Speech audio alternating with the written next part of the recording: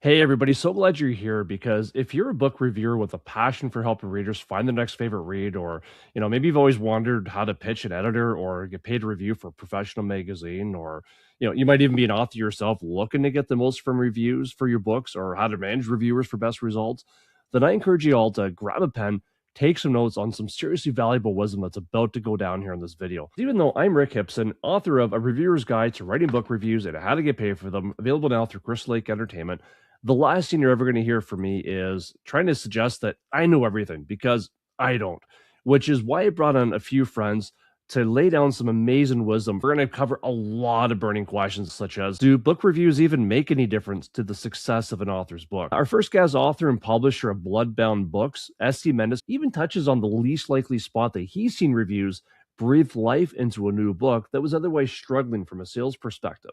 Author and publisher of Uncomfortably Dark Horror, Candace, she takes us behind the scenes for a publisher's eye view of how reviews can impact an author's book and how they have the potential to unfairly turn off readers from a book that they might have actually enjoyed. My third guest is none other than my self-proclaimed hard-ass book editor from Rue Morgue magazine, Monica S. Kubler, who not only wrote the foreword to my little guidebook here, but if you ever wanted to know the do's and the don'ts when it comes to pitching a professional magazine editor, and the one thing that she notices above all else about reviews that struggle to hit their landing, then you definitely want to pay attention to what Monica has to share. All right, time for me to stop yapping. It's time to start picking some brains, starting it all off here with my pal and yours, SC Mendes. Really appreciate joining me here, SC. So SC, of course, is the publisher and co-founder of Bloodbound Books, where you can find some of the most exciting, extreme, dark, and satiric. Satiric. Well, satiric. If I say that really fast, I think satires. All right, yeah. All right, yeah, exactly. Satire-based fiction and all kinds of extreme stuff. So some of my favorite authors reside over there, and I've had a few of them on my podcast. Really happy to say, but it's not about them. It's about technically, it's about supporting them through book reviews. So I am the author of A Reviewer's Guide to Writing Book Reviews and How to Get Paid for Them. Really should have picked a shorter title, but that's all right.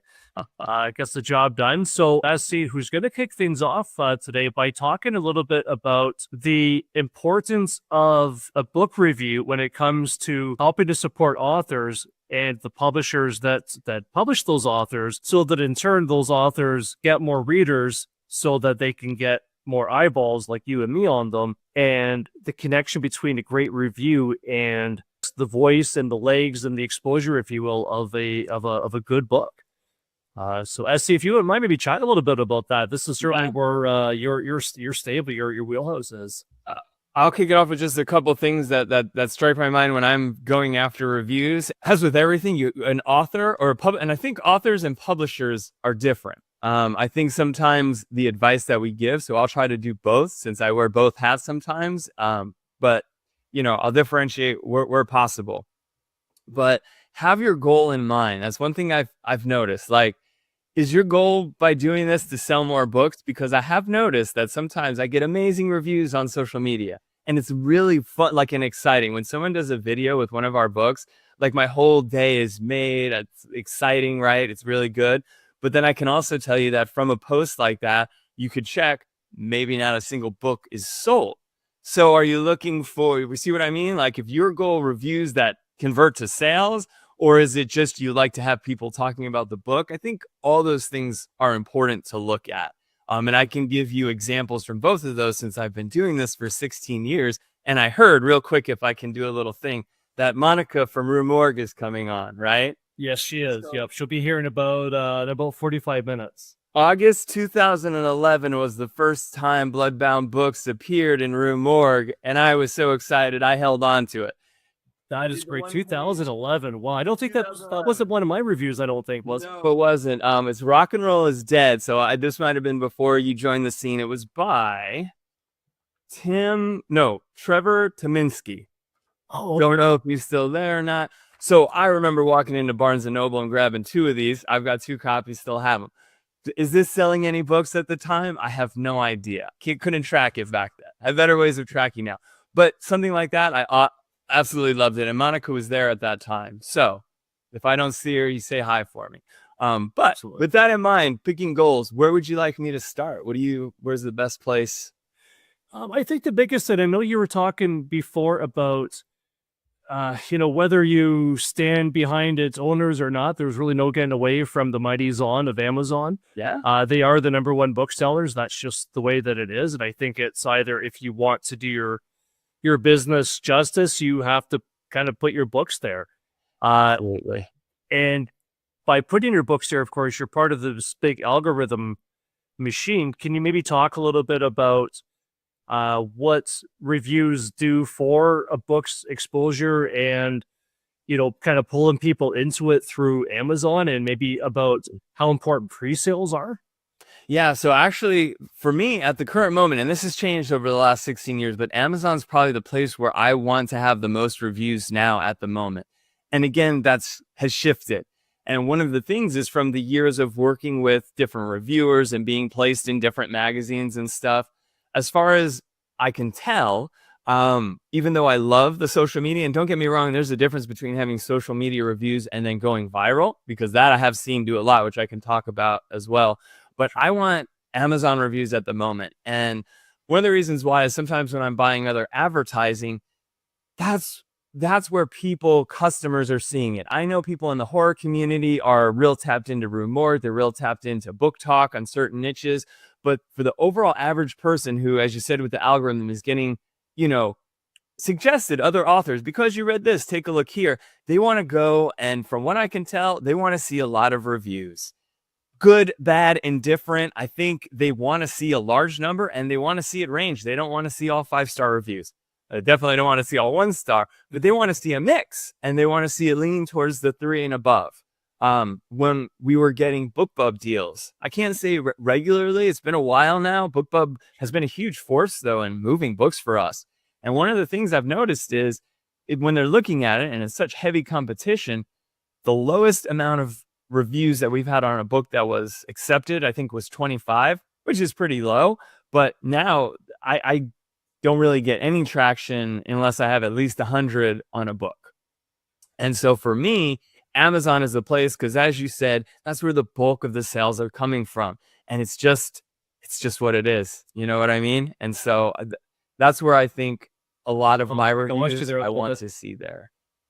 But so that's why I want to see it on Amazon. The bulk of people are going there. It's where the sales are happening. And I think that's where it's at. If you have the difference between a book with 8,000 reviews, and I'm seeing obscene numbers for some of these dark romance books recently, stuff I can't even contemplate. When I get 1,000 reviews on a book, and we've only have about maybe 4 or 5 that are in that ballpark, but that's amazing. I can't imagine having 60,000, because it becomes a snowball effect. Everyone wants to read it. So Amazon for me is the place.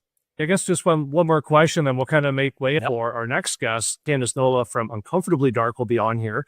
I've heard a lot of chatter in some of the ARC, advanced reader copy communities, that they feel that unless they get a chance of reviewing the book within the first, month or so, or almost immediately after a book's been published, they kind of worry that, number one, those review copies aren't really considered, of course, advanced reviews anymore. Right. But I've heard that they're also worried that that doesn't really impact the book that much anymore, because a lot of folks, of course, are interested in trying to get it out there as fast as possible. Can you maybe talk a little bit about that? Because I've always been of the frame of mind that, from the authors I've chatted with, there's literally no such thing as a review that comes in too late, because, of course, any book nobody's heard of is a new book to them. Correct. What are your thoughts about that, as far as reviews that maybe trickle in a few months, several months even down the road once that book has initially come out? I'm glad you asked, because I do have a lot on that. I've worked through NetGalley all the way through to having street teams and the ARC teams, and I still have them. So a couple points on it. I guess first off, you're absolutely right. There's no such thing as a late review. You can do it whenever, especially if you're going to put it on Amazon. That just accumulates. The reviews from 2011 are still sitting there on Amazon. Whoever put them there, they're still, unless something happened and you got stripped of your account, but they're there. So that's silly. I think there is, though, this idea, and I have to speak for what I think reviewers want. because I think there's an excitement, and this is with authors too. There's an excitement to something new. This new book is coming out and I've got it. And if you can't get it to me as one of those top peak ones, I don't want it. Not so much because the author isn't going to like it, but because me, myself, I'll be talking about old news. Now, I don't know if that's true because I can't be inside a reviewer's head, but from one regard, that's what I see it as. I have put old books on NetGalley because as a publisher, we got these bulk ones, so you could put a couple up at a time. And I put them up and I say, hey, this is for reviews. It's not an arc anymore. A lot of the people still would just say, not an arc, but great book, and they would still give their review. So it didn't really seem to faze them. I think they just wanted to let their own readers know, because these people have their own followings now who are following them for suggestions. So they just want to make it clear to their readership that, no, it's not an arc. It's already been out, but here's my honest thoughts on it. So I think for publishers and authors, no, don't worry about it. I think that's personally a little bit more about the reviewer wanting to be the excitement of it. Just like when an author, and I can attest to this, sees their book all over, like I've sent out copies all over the place, right, to a lot of reviewers, and they do a picture here and an unboxing there and it gets thousands of reviews, or sorry, I shouldn't say reviews, it's thousands of likes and comments. But then you look at the sales and it didn't sell anything. And so that's when you have to say, okay, is it about what's exciting and hip? And unless that book really has some steam behind it, you know, in the horror genre, this comes from a lot of times going viral with, you have something really gross in it or something they've never seen before, or just that author that's popular now. And so another thing for reviewers that I wanted to say is that they're human beings and they get burnt out. So like, Right. People that I've talked to on social media, if I started sending them books one year, and I send them pretty regular, we have a lot of books come out in the year. At some point, once they start getting more and more popular, every author and publisher wants to start sending to them. And I feel like they start getting inundated. They have to start choosing too. I think that's a very simple way to say, look, I only do arcs. I only want that. So it also, I'm assuming, helps their mental state out. At some point, I stopped sending them to certain people, not because I didn't want them to get them anymore, but I can see that they're getting a lot. And I think you can start to tell when reviewers are feeling overwhelmed. It starts to become not fun for them anymore when they feel like they've made an agreement. And so I'm always on this slippery slope where there's some reviewers I think I'm very close with. I mean, as close as you can be, like as colleagues, right? And say, okay, you love our books. I want to send them to you. I know you make great videos. I'll start sending them. I don't want to inadvertently start stressing those same people out, thinking, oh gosh, SC sent me another one. It's good, but I've got 20 others. And I see that, you know, and does that make sense? It goes from being fun to now this has become stressful, and publishers are now waiting. Yeah. Okay. No, absolutely. Like, I feel like such a poser because, you know, even though I'm the guy that I wrote a guidebook on how to write reviews, I've actually taken a bit of a break from writing reviews as well, because exactly that, where you just kind of get inundated with so much different things at the same time, and you want it to be fun.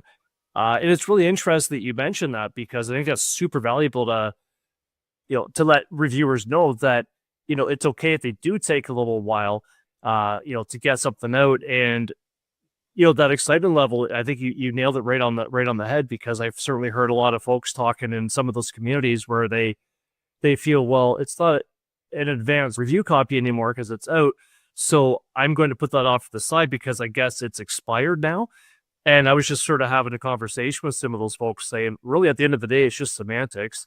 You know, if anything, you can just say it's, I don't know, also a review copy, you know, instead of advanced review copy. I mean, Jack Ketchum, you know, old school Dallas Mayor, used to just call them all galleys. So yeah. I think that whatever you call them, their purpose is to read them, to share your thoughts about them, to help get eyeballs and new readers onto those books. So whatever you call them, whenever they come out, I think they would still certainly have, you know, have some value. And like you said, it sounds like certainly with Amazon, if all of a sudden they start getting some more reviews in there from a book that maybe is getting a little bit stale as far as sales and eyeballs and exposure, that maybe that'll be a way to, you know, kind of boost it up a little bit, or the algorithm saying, oh, okay, well, somebody's reading this.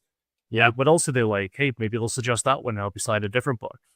I think too, a couple things that are, I don't know, super important. Let's see. I jotted myself a few notes. I did talk about the reader burnout because I think that's important, or reviewer burnout. Sure. so having a wide team, a lot of people you can rotate through, because everyone can't do it and everyone can't love every book you're going to have. Some just don't want certain books that you publish if you're a publisher. Right. And having that kind of, I don't want to say agreement, because I think it's always got to be a casual agreement, but like, hey, I'm giving this to you, but what I'd really like is an Amazon review. And you know what? Other authors might not. They're like, hey, I really want to post on social media and you tag me in it. And that's what they want. So I think finding out what it is they want. Some people, they do our reviews on Goodreads, and I'm like, oh, I didn't want that one as much, but are you going to say no to it? I mean, every review is good, right? It's there and it's somewhere. There's certain things called like graph, and there's different places you can put them on. And so I'm like, okay, put them on as many as possible, right? But if you're going to do that, could you at least do Amazon for me? And if we get that one, great. I like the posts, though, social media, because those can be like, I can save that. I can always tag that reviewer and then post that myself somewhere years after the fact to say, hey, remember this one? It shows an honest reviewer. I give more links to them on their profile. So I've always seen that was fine. And one thing that I loved, you asked about maybe where reviewers, when we were talking behind the scenes, where I would like to see more, Reddit. So here's an interesting thing. I'm just doing the taxes now, right? I'm looking at all the stuff we dropped on reviewer copies and all these things, right? Shipping and all the net galleys. All of a sudden, out of nowhere, a book, I'm going to plug it here, The River Through the Trees, starts selling. Out of nowhere. This book came out a decade ago. Great book, by the way. Everyone should read it. I really dug it. But, you don't keep up with it 10 years. Suddenly, it's selling like 5 copies in a day. And then the next day, it's got 300 pages read on what's going on here. Not that 5 copies is a lot, but it's keeping up. So I started doing searches to figure out, well, what happened? Did David come out with a new book? I find a Google search and it takes me to Reddit. I'm too old. I don't understand Reddit at all, but it looks pretty cool. But someone suggested it in there and it just got a subreddit and it just started going off. Anything that I could have done at that stage would have hindered it. If I had said like, oh, this is good, jumped on the thread, I was like, I just got to stay out of it, because I've noticed sometimes when I give stuff, and this might be something you want to ask the other reviewers, well, I'll come back to that in a second, but just in general, that was natural. It's called, right? It's just natural reach, organic growth. That was better than any of the review books I have ever sent out, barring not NetGalley. NetGalley and probably BookBub. But those, again, BookBub's not really a review place. But just in terms of moving a book, just an honest to God, no influence at all. I have no presence on Reddit, really. Just posted it and it started to go. Something like that is awesome. I think when someone just naturally does it, here's, I don't know if it's a warning or a thing. It used to be the, reciprocation. I used to give you something for free and you would do the review because we were both getting something. You love it. I spend the money on the book for a book you were just going to buy and read anyway, and you review it. And that usually, that used to work. Then there was this component of, okay, you know what? When people get something for free too often, they no longer value it, right? Hey, Candace. Maybe Candace has something on this too. And then I better jump off so she can have her time alone with. But good. So they get something for free too often and they suddenly don't value it, especially if a lot of people are giving it for free, then suddenly something that devalued it. And so then a lot of people are like, well, now they call it a reader magnet, maybe. I don't know what year it changed. And so now a lot of times you use your older book, you do it as a reader magnet, as long as they sign up. Maybe now they're on your ARC team. So I'm curious what maybe your other guests have to say. I still give the books out, but there's definitely that I don't know, discussion, right? On as if it's free works, or is that now hurting us, right? And suddenly all these people who are doing their reviews, maybe one of the reasons I'm seeing a decrease in those being helpful to sales is because so many people realize, well, wait a second, these are all free. They're being inundated with free stuff. How much of it now is the honest opinion? And how much of it is, I have to say something good or else I'm going to lose my sponsorship, right? Or my fill in the blank. Because I've noticed that some of the really big publishers are starting to connect with these awesome, I don't know if you want to call them influencers, reviewers, whatever the term they want now is. They're getting picked up by really big people. Like Kindle is now sending packages to people I remember 5 years ago I was just sending a regular book to. So to me, that's like definitely something to discuss. I don't know how it impacts, but I think it's definitely part of the conversation. Awesome. Well, thank you very much, SC. Really appreciate this, man. And so I'm going to put in the description as well where folks can get in touch with you too, so that they can, maybe hit you up as well, talk to you about looking up some of your art so they can help support some of your authors and Yeah, I'll plug it before I jump off. We're currently, I've moved from NetGalley and I'm testing out Booksprouts now. I'm a person who always is jumping around and moving. I used to send them out personally, but honestly, when you're dealing with too many numbers, it's so much easier to have a team and it sends it out and it keeps a timeline for me and everything. So that's currently where I'm at, but you can always find us at bloodboundbooks.net or .com or bloodgutsandstory.com. It's just all the domains funnel to us. So thank you again for having me. Oh, 100% my pleasure. Thank you again. And you have yourself an amazing one. We'll talk to you soon. All right, buddy. You too. Talk soon. Bye-bye. Yeah, you bet. Take care. All right. SC from Bloodbound Books. And it looks like we've got Candace Nola from Uncomfortably Dark somewhere. I saw her a moment ago. There you are. Hey, Candace. Hi. Can you hear me okay? Yeah, sorry. It said enter studio, but it didn't have like a waiting for it. Oh, It just put me right in. So I'm sorry. no problem. It's like a trap door or something. Just poof, you're there. Yeah, I was not expecting that. I thought like it would put me like in like another space and then Yeah, like a green room or something. So you can kind of get adjusted, that's what I'm stretch a used little. to, but I'm That's here. so funny. No, I really appreciate being here. So, of course, we're talking about all things book review. You're in your third year now as Uncomfortably Dark? 6. You're going on year number 6 now. 6. I Wow. started the platform in 2020, and then it really took off as like a reviewer platform about January of 21. So God. yeah. See, that's how selfish I am and vain, because I guess I figured that you guys didn't start until you started reviewing my book. That's how my brain is. So yeah, I'm gonna blame the stresses of moving on that one. So that's fine. but and that's the thing that I love about what you do, and why I'm really happy to have you, chat a little bit too about supporting authors and, supporting reviewers and making that connection of authors and the, and the reviewers as well, because your team was absolutely phenomenal too at helping me out. Did an interview with me. Christine, she's the one that I think she was one of my first reviewers on the book, which, I mean, she said things that I don't think I deserve, but I really appreciated it. So no, she was fantastic. Some really nice things. And obviously you see a lot of value in that, because you do, of course, have a reviewer base that are also doing that. So what is the value that you see between, a review, an honest review, not necessarily talking about a great, like a 5-star review, or even maybe a 1-star review, but just reviews in general about the impact that they can have to a author developing a bigger, especially a newer author developing a bigger readership? That can be answered a couple of ways. The value in connecting the two, I think, is one, the reviewers help get the word out to the readers and other fans, and a wider exposure than what that indie author may have right then and there.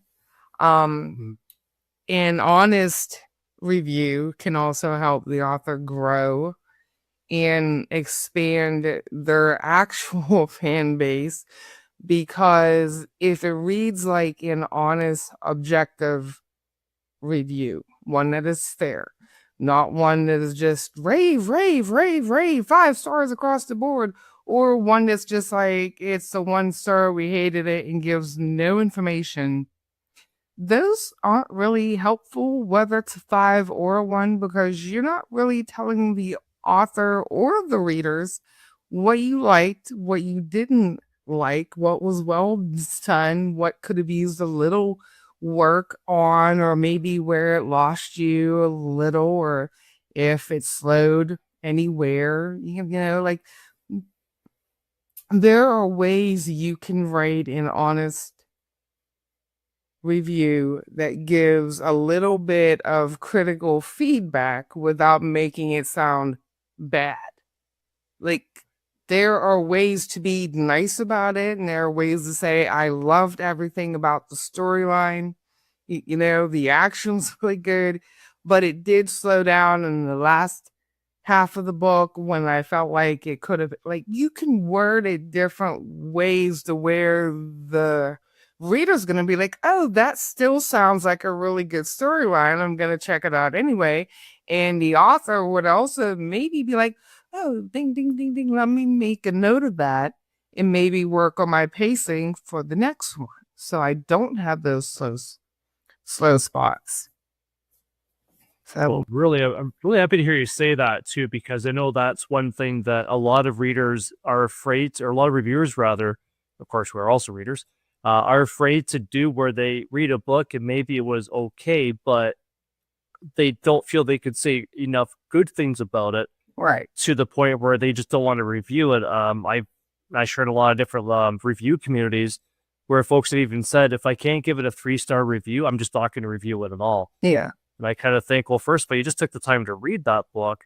And not to mention, to your point, that you never know, maybe it will help that author to grow, or just because that didn't work for you doesn't mean it might not work for somebody else. Right. And they may think that book is good enough and maybe agree with your more negative stuff, your nagging points, but there's enough good stuff that they might go and read the next book that author does, and maybe they'll even like more because that author is grown. Exactly. The previous book. And if you're a good reviewer, if you are objective and you know how to, if you know how to read something maybe you're not really enjoying objectively enough, it takes a little bit of skill, a little bit of practice. There are ways you can still write a kind review, point out the pros and the cons, whether you like the storyline or not. Maybe the overall story was not your particular cup of tea, but you end the review by saying, this was not something I would normally read, but fans who enjoy A, B, and C would really like this. Like, you can end it on recommending it to fans of this might also enjoy this as well. Just because I did not love it doesn't mean a million other people won't love it too. Like, I've read hundreds of books that I did not really enjoy, or that I did not feel like were great or fantastic, but that doesn't mean it wasn't well written or an interesting storyline, or it didn't have some parts that I liked. It just means the story overall was just not something content-wise that I normally would have enjoyed, but I can still speak to, was it well written? Did it have an interesting storyline? Were the characters well written or not? Was the pacing on point or not? Like, even if you didn't really, really enjoy the book, there's still little things that you can point out that the author did really well, and then end it with that. Fans of this work might really enjoy this. You don't have to tear it down just because it wasn't your cup of tea, like, So yeah, it's funny. Some of the reviews that I've seen, I mean, some people will make, I've seen authors that'll make fun of that, and they'll not make fun of it necessarily, but make light of it would be a better way to put it, where they say this person absolutely hated what I did with the vampires, and it's so unrealistic that there was vampires in a submarine, and not realizing, well, vampires themselves aren't realistic. Well, yeah, vampires.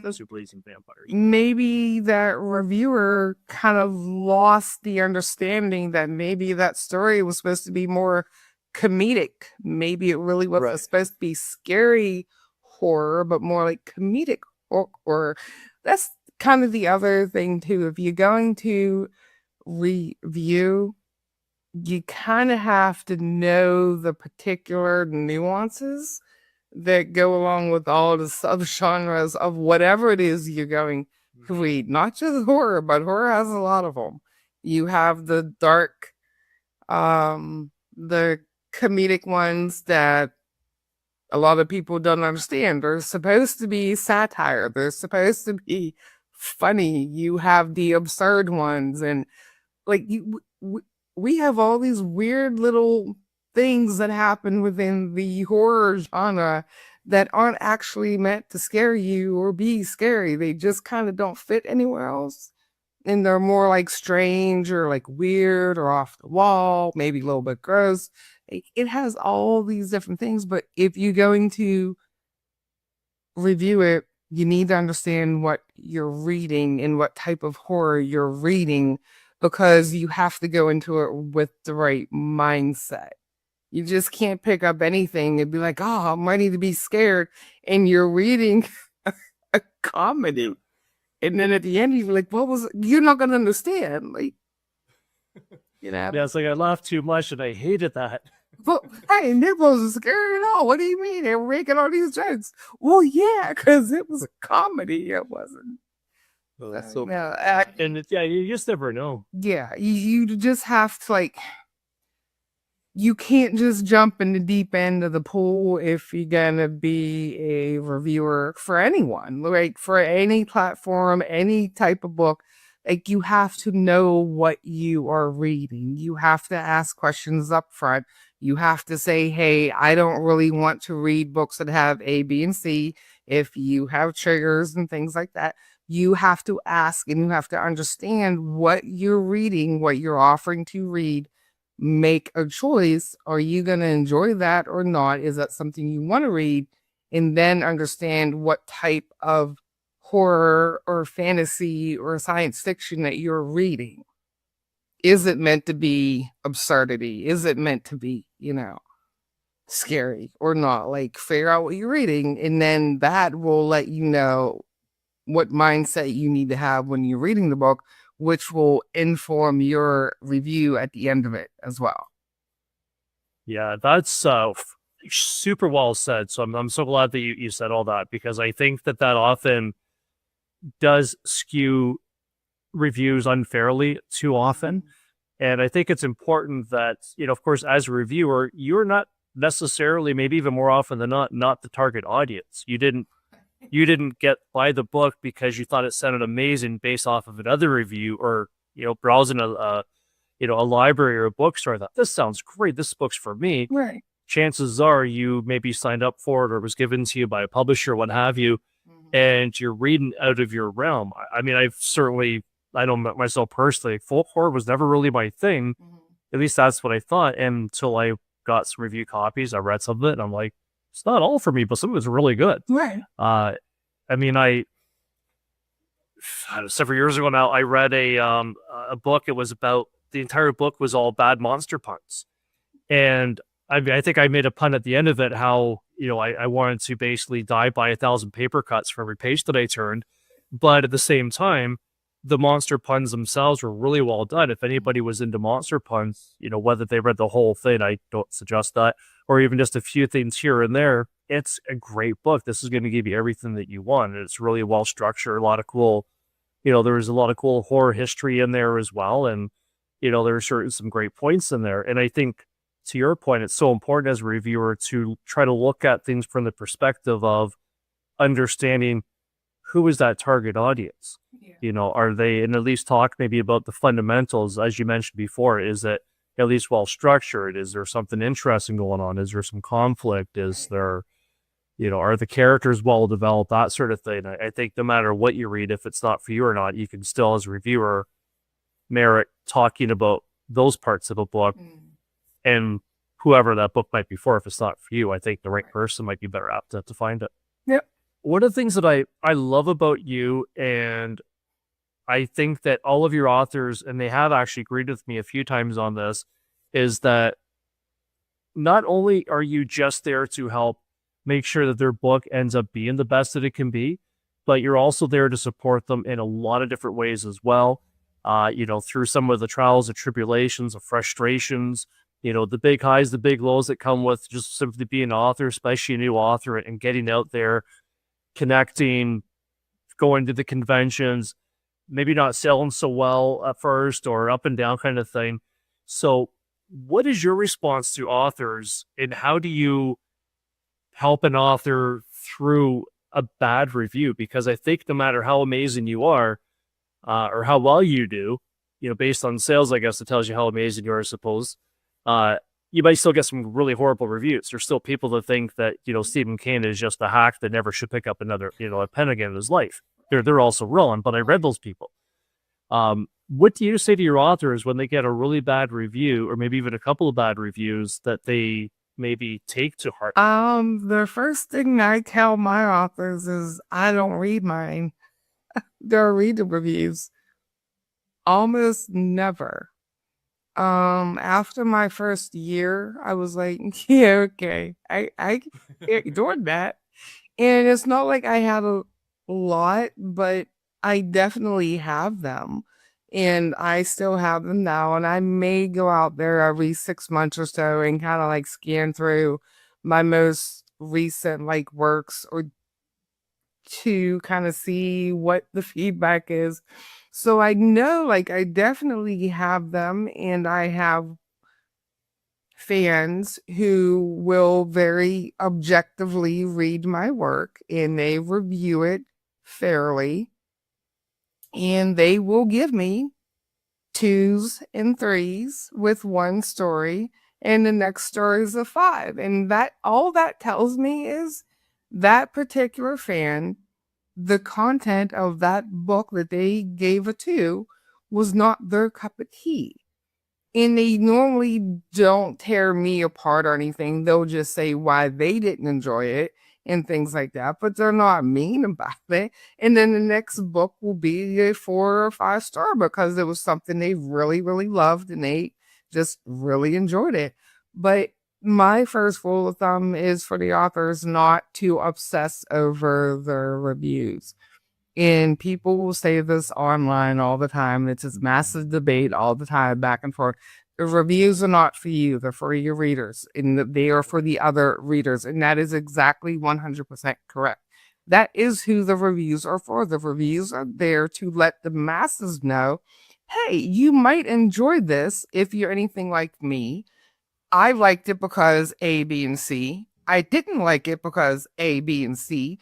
And there are millions of folks in the world with all types of likes and dislikes and triggers and whatever else.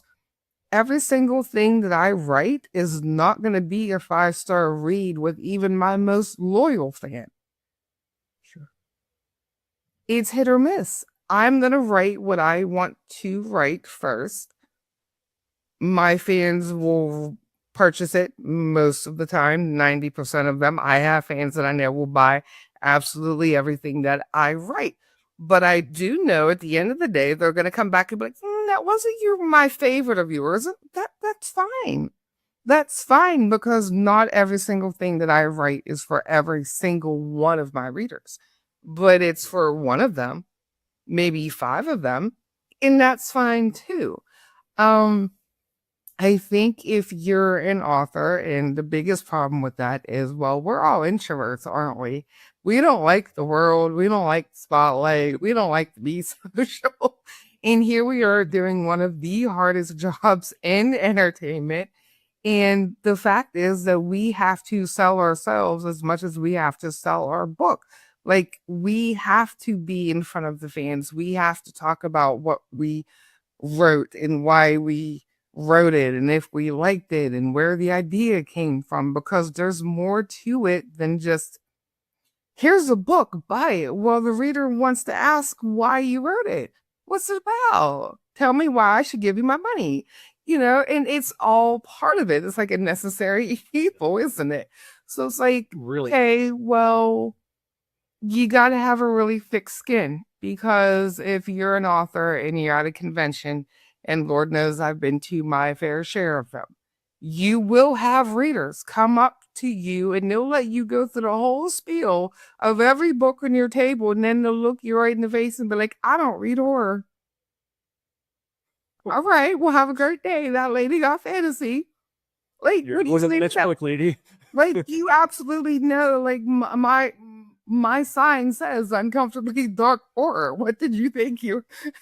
And I've had people do that to me. They have asked me about 10 books on my table, let me go through the whole thing, and then have literally walked away going, I don't read that stuff. Ugh. All right. Well, it was nice talking to you. You have to kind of laugh, let it go, move on. Cause you know what? They stopped. They were interested in something you had. Something made them stop. That's true. And maybe they didn't read the table cover. Maybe they didn't read the whole thing. Maybe they thought, okay, but she has so many. Maybe she has something else that I might read. And that's fine. You got to take those wins as well as you got to take your losses, but You really do, yeah. you got to have a so- really thick skin, especially if you're going to obsess over the reviews. And a lot of the authors on that whole thing about, is it for me? Is it for the readers? A lot of the authors like, yeah, but if they're good reviews and they are objective, then they can tell me, like, if I'm writing good stories, if I need to work on anything. And sure, that's what we would all love, because we all want our friends and our fans to be fair and to be objective Of course. and not to blow smoke up our asses. And that's what we want our family and friends to do too. But it's really hard. It's really hard for you to tell your best friend, you know what? This is really bad. You don't want to do that because you see your best friend trying to follow a dream and they're trying to put this book out and you don't want to discourage them. It becomes really hard. So we have to rely on the reviewers we don't know, right? We have to look for the strangers in the midst of all that. We have to look for those objective reviews in the wild sometimes. You gotta look for the good. But if you're going to do that, you got to have a thick skin. You can't respond to the reviewers. You can't argue with them. You can't get in these arguments online. You can't call them names. You got to have a thick skin because that story did not land with that reviewer for whatever it is. Take the feedback, use it for whatever good you can get out of it, and move on.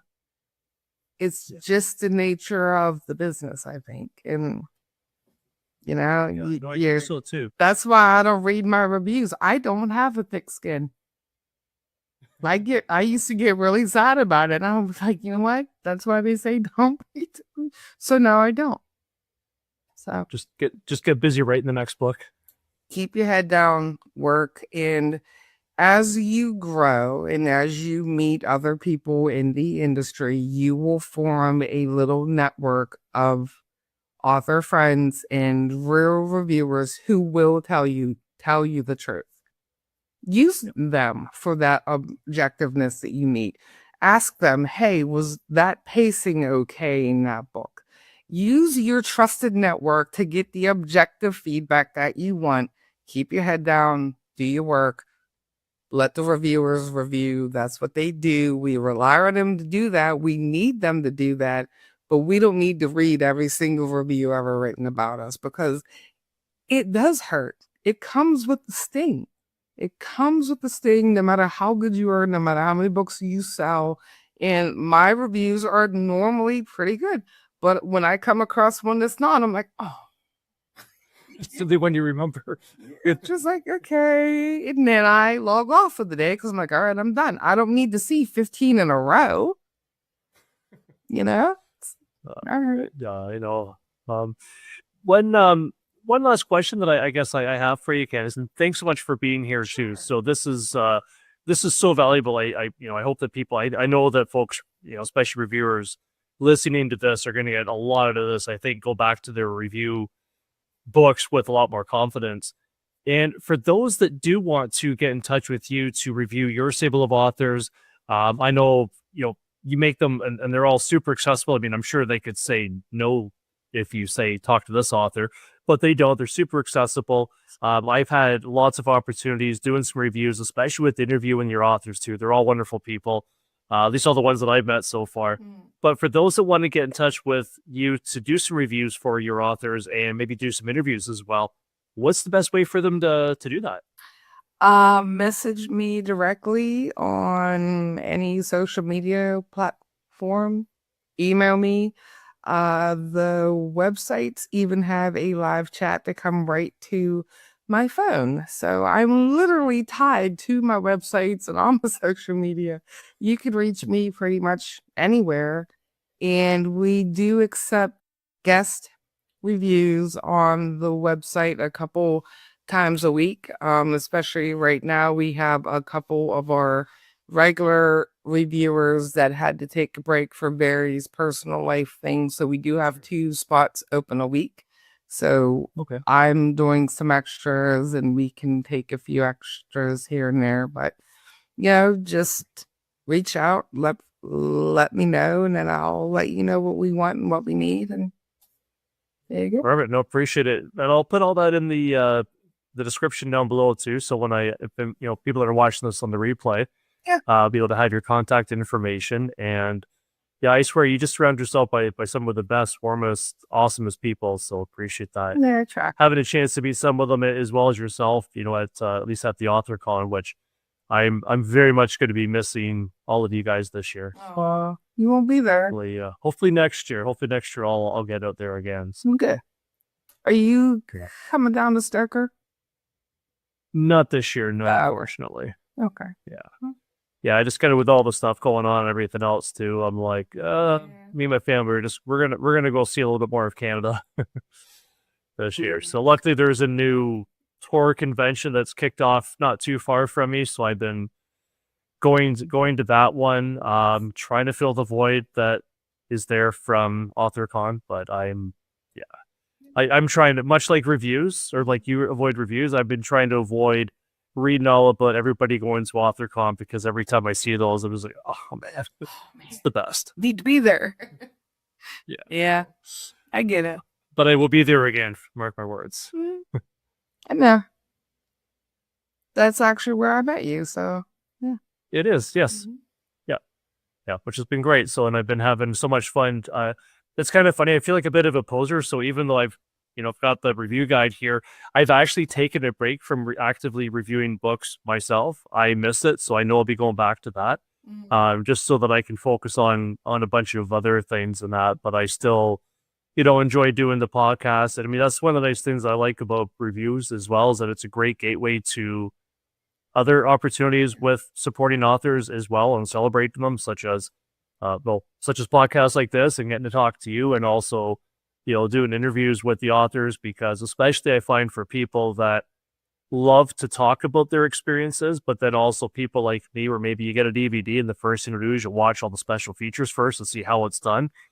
I'm a lot like that with books too, of course, but once you read them, I just love to pick authors' brains and find out how it's done and find out what their stories behind the stories are. And I know just even some of the authors that I've chatted with of yours, I guess it's been awesome.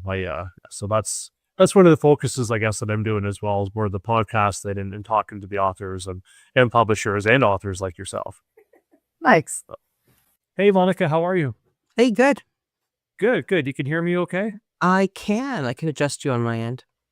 Okay, perfect. Yeah, apparently this is new for me. I've done a chat on Riverside FM before. I really like its functionality, but this is the first time I've ever done an actual live chat on here, so it's a bit different. Apparently, it's very much like a trap door where you're just dropped into the chat automatically. So normally, I've used StreamYard before, and that has a like a bit of a green room in that where you can sort of adjust everything, and then you can see where people are coming in, coming out, kind of thing. So it's been interesting. So The only thing I've noticed is that it doesn't really support green screen stuff, so you just get to see the green screen behind me as opposed to anything funky and nice. oh yeah, that's right. I thought that was the that's what you were going for, was the green screen. No, usually I have this like really cool forest of trees that's behind me, but Okay. I did a quick Google on Riverside, and it was like, when you try to put a green screen in, it makes it really laggy and your head will disappear. I'm like, that doesn't sound like something I want. That's not good. Not in real life. We'll save that for the fiction stories. So you kind of countered me a little bit in the book, which was great, because I always thought that reviews are a great way, of course, to connecting the right book with the right readers, and also a fantastic way of also supporting those authors as well to try to help them build their audience. But you always, of course, put the reader absolutely first. So if you think that a book's a bit of a stinker for a certain audience, you're going to make sure that you put that in the review. But overall, as far as the horror community, help them find that right book that they're more apt to enjoy. What do you think? How much of an influence do you think, and how much of a role, I suppose, do you think that reviews, play on that? Um, well, I guess it depends. Some people read reviews and some people don't. So that's number one. So if people aren't reading reviews, reviews aren't going to affect them. But I think there's a lot of people out there in reader land who are, they're looking for new authors. They're looking to discover a new book. Maybe they've been away from horror. They've been busy in life a little while and they're just coming back to the genre, and there's a whole bunch of new authors to choose from, new titles they haven't heard of. And so I see reviews as they're kind of like guideposts, if you will. You can pop into the magazine, you can read some reviews, and even a bad review might sell a book because perhaps you're one of those people, and I have this with movie reviewers, that there's people who review movies, and if they hate a movie, I know chances are I'm going to love a movie. So, I mean, even when it's not a good review, there might be a reader out there in reader land who's like, yeah, I totally have opposite tastes of that reviewer, and if that reviewer doesn't like it, I might like it. But the idea is basically just, it is like you said, as at the magazine, we want to expose, our readership to cool new books, cool new authors. We want to make sure they're getting the most bang for their buck when they head out to the bookstore. So we want to be always be truthful in our reviews. And, if we read a book that just blows our mind, yeah, we want to shout about that from the rooftops because, more people should be reading that book. Yeah, absolutely.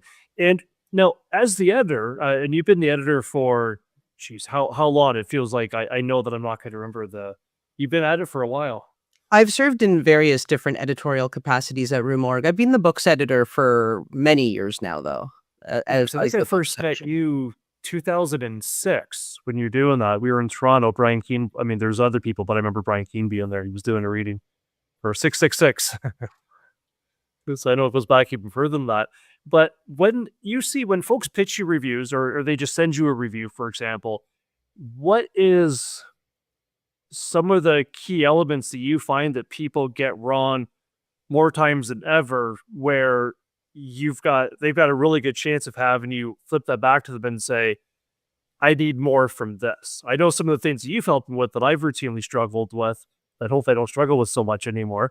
But what are the things that you see more often than not that people maybe have as a bit of a weakness that they need to strengthen up? So cool. No, I really appreciate you jumping in here, Monica. So this is awesome because I can't think of anybody that's better to speak regarding the connection to reviewers and readers as well. Of course, as you eloquently put it in your intro here, that's as my hard-ass editor. I guess don't write us unsolicited reviews and send them to us hoping they'll get published because unless you're writing reviews to practice or you're going to put them up on your own blog or you're going to submit them to multiple outlets, that's not a time-effective way to become a reviewer. A better way to pitch reviews is to reach out to me, the books editor at the magazine, or the editor at any other magazine that you're pitching to, and let them know what you have, what the book is, who the author is, a link to where we can who the publisher is, a link to where the book can be found online, and what the book's release date is. If you're pitching to a print magazine, the biggest thing people mess up in the 2020s is that they forget that unlike the internet, print is not instantaneous. So to put this into perspective, we are always working 3 months ahead. So it is now February 10th as we are recording this. And in magazine land, we are working on the May-June issue. March, April has already gone off to print. So in February, if you're thinking about pitching me something, I really want to hear about books that are coming out in May or June. Maybe even April, I can skate at one in that's, come out later in the last magazine cycle. But we want to be ahead of the game, not behind the game, because once a book becomes about 6 months old, it kind of becomes too long in the tooth for a review in a magazine, or at least a magazine about new and upcoming releases. Right. Yeah. And that's why I think certainly if to that point, if there's other publishers or authors that are watching this as well, and you have some sway in the publication date, I think for as far as getting early review arcs out, advanced review copies out, earlier the better. I mean, I've seen some authors that have actually had arcs available a year before the actual publication date, which that might be a little bit much, but certainly at least 6 months or so, 3 months before is really good, because there's nothing worse. I know when I get an author that I've been waiting to read their book for a while, said, "Hey, I'm looking for reviews. Great. When does it come out? Oh, it comes out next week, or it came out last week." Well, I can't do anything with that, at least not for, not for Rue Morgue or any other print magazine, for the exact reason that you said. Now, as far as editorially goes, though, I know that I think one of the things that I always struggled the most with was, I guess, trying to give enough examples in the reviews, as opposed to just saying, "Hey, this was brilliant," or "This was fantastic," or "I learned so much from this character." Do you find that that's maybe one of the things that most people kind of miss a little bit, that you have to spend the most time, I guess, critiquing or having to edit or work with the reviewer on? Or is there anything else that is kind of, I don't know if you call it a pet peeve of yours, but just something you find is more often than not, you have to work with that reviewer to fix?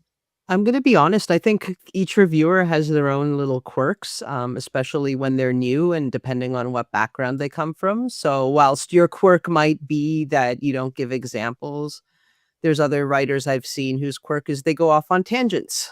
Or, they spend all their time summarizing the plot and they don't actually review the book. So, or oppositely, they spend all their time reviewing the book and they forget to tell us what the plot is. So, you know, you get, especially with new writers, you get all kinds. So part of my job as an editor is to teach our reviewers the Rue Morgue style. If they're not already aware of it, the structure of a review, what has to be in there, and then, how far you can kind of tilt to find your voice, because there's always, you can always push the boundaries a little bit, but a review has to do a few things. It has to tell you what the book's about. It's got to tell you a little bit about who wrote it, and it has to give you some value judgments about what's happening in the book. And now the examples are important, because there's a big difference between, saying this horror novel sucks, which doesn't really tell us anything. It just tells us that you didn't like it. And then, or saying, this horror novel sucks because it was poorly edited. It has, egregious grammatical errors, and the plot doesn't wrap up by the end. Suddenly we know, what's going on in that book and why it merited that judgment from you. And it also helps, once again, the readership who's coming to look for potentially things to read, going, okay, that's a book that sounds like it would really frustrate me. Or, there's the readers that really love that indie kind of feel, or they're like, hey, you know what? I like that stuff that's a little rough around the edges. She might not have dug it, but, I like the gem in the rough. So if you're giving examples and you're rounding it all out, everything that you're trying to say and backing up your points, then you're also giving a fair review, because I don't think it feels very fair to an author to just trash their book without, it's easy to be mean, but you should always, if you're going to be mean, you should be like giving some evidence about why this book deserves to, your wrath, if you will. Yeah, absolutely. And certainly, like you were saying earlier regarding horror movies, that it's sometimes that might be the thing that sells a book. If somebody thought it was terrible because it was just gratuitous violence and over the top, unbelievable, dramatic scenes or something, that might make somebody else froth at the mouth and run out and grab that book right away. So you just never know. The other thing I wanted to ask you about too, regarding, and I love that you brought that up. You kind of segued something that was on my mind too, regarding how you find that some people might have a quirk of giving away too much of the plot in the review. I was actually recently sort of part of a reviewers an arc thread in the community, and people were really kind of on the fence about that, about saying, you have to talk about what the plot's all about, And otherwise, how are people going to know it? I've always been of the mind where I obviously have to mention a little bit so people know what's going on. But I've always thought the review is more about selling the sizzle than anything. If somebody wants to read the synopsis, they can go on to Amazon and read the back of the book. But there must be some sort of a balance. And I know sometimes I've probably got a little bit too far in maybe being elusive about the plot. And other times I've probably gone too far into what the plot is about. How do you see a perfect balance between the two of them?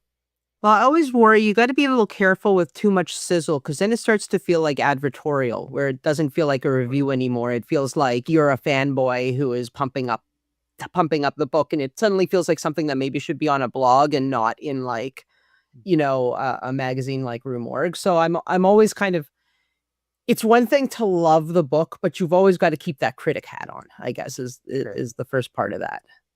The second part is I think we're all grown-ups, and I think everyone who's a reviewer has been reading for a long time. And same as cinema goers. And I'd like to think that when we read a book, we know the parts, if we were going to tell our friend about that book, what we would consider a spoiler and not a spoiler, and what, as grown-ups and people who've been reading horror for a long time, we realize what would ruin the reading experience if we gave it away and what, might be enticing. So when we're writing a review, we need to bring that kind of same mentality to the review, which is, the readers are, more or less friends, horror friends out in the world out there. And, we want to give them enough information to give them an informed decision, but, it's not spoiler town. We don't want to necessarily tell them how the book ends unless, the ending of the book isn't that important and the journey is the really important thing. And, you can then say, well, the whole thing does tie itself neatly up in the bow, but, wow, the ride getting there. Awesome. No, it's really, really well said because I've always struggled with trying to, maybe explain a bit of that balance because, again, I know that's something I've struggled with sometimes too, is being too elusive, but also not saying enough, especially a book that has a major twist, and that becomes, the amazing part of that particular book is that twist that obviously you can't talk. And I think it's fair to say that it has an amazing twist, though, without even going into it. It's like, Yeah, no, that makes sense. there's a third act twist that's just going to blow your minds. And that's all I'm willing to say. Yes. So to twist your mind like a pretzel. The other thing too was, and this is, I've been wanting to ask you about this too, Monica, because I found it was really interesting. Speaking of the art community, and I swear that sometimes I just need to stay away from there and kind of take a bit of a vacation from that community. Although I've been finding it's very fascinating to see what a lot of other folks' experience are, because my primary experience is, writing for different publications, especially, reviewing for Rue Morgue, and a few other spots as well. But it came up recently regarding how it's important that if you're getting an arc that you mention in a review that you received this book as an arc, which never really quite made sense to me. And then somebody even went as far to sort of cite the Riot Act as far as the FTC. And I thought, well, first of all, I'm Canadian, so that doesn't apply to me. And I think if that was an issue, you definitely would have mentioned it. And I think they're more referring to the fact if you get the arc and you're paid to review the book as an incentive for that. But has there ever been any instance, like what would you say to some of those folks that are maybe not sure how to go about writing a review if that's maybe what their frame of mind is? Because of course people have different backgrounds, they live in different parts of the world, and that might be something that is a thing for them. I mean, I think even Amazon tells you if you put something in there about how you received the arc, then they get rid of your reviews. I feel like this is such a perpetually online discussion, and I'm not perpetually online. I work in magazine land. Almost everything we review is reviewed off of an arc. We don't write, it's reviewed off of an arc. We have 3-month lead time, as we discussed ahead of time. We're not getting finished books 3 months in advance. Yeah. So no, I've never run into a situation where anyone's had to announce this is an arc. Now, there are rules when it comes to arcs. There are things that as a reviewer you have to keep in mind, which is you cannot call an arc out on spelling or grammar or proofreading because it is not a finished book. So Right. I've had this situation where I've gotten an arc and I've seen something in it and it's kind of made me go, oh, I would like to call that out. And then I've requested the finished book from the publisher to double check that it was actually in the finished book and not just in the arc, because an arc is not a finished version. Right. It's So done correctly. if you are reviewing off an arc, you always have to be careful that you're not, making the kind of value judgments like on errors or stuff that might be still caught at that phase. But for all intents and purposes, the story is there in the arc. The meat of the book is there. They're only doing last minute kind of spelling and little grammar things that have slipped by or typos, etc. at that point. Sure. Um, Especially if you're getting your arc well in advance too. It's poor chance it's going to be passed through at least a couple of times. Now, I guess it depends. Like Amazon maybe considers, if someone's giving you a free book, you're more prone to giving it a positive review, and that may or may not be true. There's no gatekeepers when you're writing an Amazon review. When you're writing for Rue Morgue, you got to go through three different editors before that thing hits print. So there's gatekeepers. So maybe there's some concern there, same as in like the blogging or book talk worlds, but those are not worlds that I inhabit, so I don't necessarily know the whole thing with arcs in those places, but that's never been a concern at the magazine because almost everything we get is in it. Perfect. So I appreciate that because I know when I was hearing about that discussion, so I thought either I just entered, I fell into some sort of bizarre world here, or the entire landscape reviews just changed overnight, and I have no clue what's going on. I sometimes think there's different rules for online than print, and like different rules for like what we call more like amateur reviewers than people that are writing in professional publications. That there's a certain amount of vetting that happens before that hits the bookstore shelves. Now, if somebody wants to get in touch with you regarding they've just read a fantastic book, or maybe they've got a lineup of a book that they just got that's coming out maybe 3-4 months down the road, and they would really love to pitch a review on that, what would you suggest to them as far as a new reviewer, maybe somebody that's just reviewed on Amazon, Reddit, social media, what have you, and they want to take it to the next level because they've always read their favorite magazine, Rue Morgue, and they want to be a part of that stable of reviewers? What would you suggest to them? It's been I'll reach out. Since I first pitched you. Reach out, say hello, introduce yourself, say what writing experience you do or don't have. Send me some writing samples. Ideally, if you want to review, those should be reviews. Preferably, once again, if you want to review horror, let those be reviews of horror things. Although if you don't have any reviews of horror things, I'm not judging. I can read other stuff. Just gives me a better feel if you're actually, working within what we're doing. But other than that, I mean, usually the writers we take on have a bit more experience than just reviewing on Amazon. But if someone's got a lot of talent and, impresses us with that introduction email, and, do proofread your introduction email. Please don't have AI write it. Please, I always tell this story, and there's someone out there who's probably going to at some point come across me telling this story and go, "Oh my God, is that me?" But many years ago at the magazine, I had a writer reach out and with a little blurb about wanting to write for the magazine. But the subject line of their email was, "I want to write for Rue Morgue." And I'm always it's a bad look when you are applying somewhere to be a writer and there's a big typo right in your subject line. So, we take the time to read back your little, and please don't send me a novel. I don't need like a 4-page intimate history of your life. Keep it a couple paragraphs, what you love in horror, why you want to write reviews, who you are, what you've done, and some writing samples. Yeah, perfect. And I should probably also mention too, because I know a lot of folks, especially those that are maybe used to writing for, Amazon's, social media, etc., Reddit, those kind of platforms, that they can go on. I read a review on social not too long ago. Actually, it was for a anthology, and they mentioned, they're like, of course, I don't have room to mention all the stories in here, so I'm just going to mention my favorite. And I think the review was maybe 500-600 words because they mentioned at least what must have been half of the stories that were in there. which, I mean, it's cool. If I was one of the authors, I'd be happy they mentioned my particular story.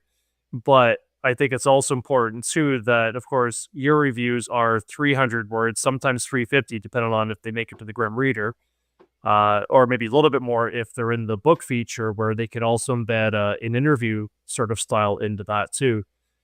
So I think that that's maybe for folks who are listening to this as well, that they, as far as keeping the introduction not a novel, to make sure that they also don't send reviews that are novels. Oh well, they learn very fast not to send in really long reviews, because one of two things happen depending on how much time we have in the production cycle. So either they get sent back, and then it's like, this is supposed to be 300 words, please cut it down and make it so it's like everyone else's, because nobody gets to run away with a twice as long review than anyone else. Or, if we're short on time, I'm going to cut it down. And as a writer myself, I'm not just an editor, I'm a writer myself. And I hate nothing more than when someone goes in and an editor has to go in there and really mess around with my writing. So don't want to send things in at 450, because you're either going to be doing the work or I'm going to be doing the work. And then you're going to be mad because 150 of your awesome words are suddenly not there anymore. Because yes, we are a magazine, and we want to get as many reviews in as we can, and there's not a lot of space. And especially, now we're bi-monthly, so there's only one magazine every 2 months. So there's a lot of books that come out over that time. So sticking to word counts is important. It is, and I think, the best thing for me, I know when the Grim Reader, or it was the Grim Reader, wasn't it? The 60 word reviews, or 75, I think, was the maximum letters, was the best than ever, because that's how I started out, and it was so helpful. I remember when I first got that, and you're like, practice writing some of these things, do this, and I'm like, but I want to say so much more, and it was so frustrating, banging my head against the wall. But it was the best that could have happened to me. That was such a learning experience of trying to just kind of get to the meat of a review and literally boil it down to the essence. Although, of course, I've now the frame of mind that you really don't need much more than 300 words to tell a really good review. I think that's important, but being able to say a lot in very tight, smaller space is I think it's the best thing that I've learned from myself as a reviewer for Rue Morgue. You were asking me earlier what the biggest thing with new writers is, and you just reminded me what it is. Almost every writer who comes on that doesn't have a lot of professional experience overwrites. It's always a little too flowery, a little too descriptive. It's like you can get there faster, and you can get there more succinctly, and you can hold on to people without, without being that verbose. It's one of those things. It's that learning that, like, there's a certain verbosity that gives you personal style, and then there's a certain verbosity that's just too much. And a lot of reviewers come on, and they haven't found that nice style yet. They're still in the, I'm going to use all the big words all at once because I'm a writer. Yes. And I love the big words. Your own story to tell. I just don't need them all at once. I need them doled out in, in a measured way, so that, your review is going to strike home, and people aren't going to get lost in all the flowery language. Exactly. Yeah. And you did that for me tenfold. I remember I even look at some of my early reviews I wrote for other stuff and that, and I'm like, oh my God, I'm just off in the jungle looking for zebras here at this point. Oh, we all do that. I look back at my early writing, and it's the same way. We all, that's being a writer. You spend your whole life learning the craft, and then you die and you still haven't learned the whole thing. That's right. Yeah, I think that has to be that way, because I think if you look at something, wow, that's like my best work was like 3 things ago. It's like, well, maybe you're just digressing, and you should, maybe your best work really is behind you. So that's a depressing thought. So, all right, awesome. Well, I really appreciate your time here, Monica. Really appreciate that. So I'm going to put all of your information, since you allowed me to do that, in the description down below as well. So people want to hit you up and talk to you about the next great book that they just got. Hopefully not just getting, or got last week, that they've, that's maybe coming out or something, so they can, because you mentioned that right now you're on the May, June? Yes, May, June. May, June. Okay. I'll leave you one last tip to throw to end this on, and that is reviewers who can source their own material So reviewers who are able to get their own review copies, because sometimes as an editor, I have to go and do the footwork for that. But reviewers who are able to source their own review copies are worth their weight in gold. So if you're one of those reviewers who has connections with publishers or authors and are able to get ARCs, we love you guys. Print media has been shrinking exponentially for the last 15 years. We have teams that are a fraction of the size that they were, even 10 years ago. So, anything that can take a little work off of the editors, that's always something, in 2026 that is appreciated. So, if you're a wannabe reviewer, that's definitely cultivating relationships with publishers and authors is something that can also help because, when you come to an editor and you go, I read this great book, I have the arc already and I can do the review in 2 weeks, you're really put together. And that's, when we're understaffed, put together is awesome. Yes, no, absolutely. And yeah, it's got to be tough too to get an even bigger stable of reviewers in case something falls out or whatnot with so many other different platforms that are out there now and people want those instant gains. But I can tell people firsthand that when you tell an author that you just have the review put in Rue Morgue, they're very excited. And you just went up the priority list with that author as well as that publisher and that publisher's other authors as well. Now I've had publishers just sent me books and I'd even ask for in the hopes that I can review them so they can go into Rue Morgue because Rue Morgue is freaking awesome.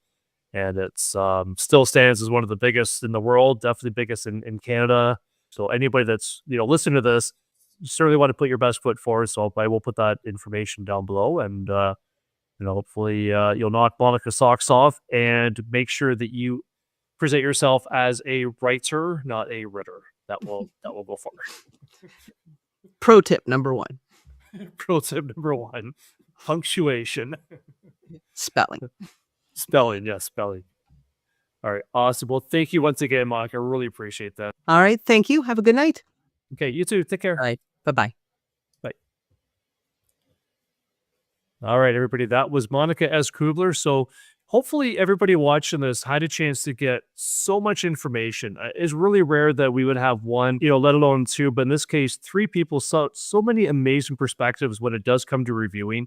The first thing that I mentioned here in my book, my reviewer's guide, is that I don't know everything. And I think much like Monica was saying as well, that we all come from so many different walks of life.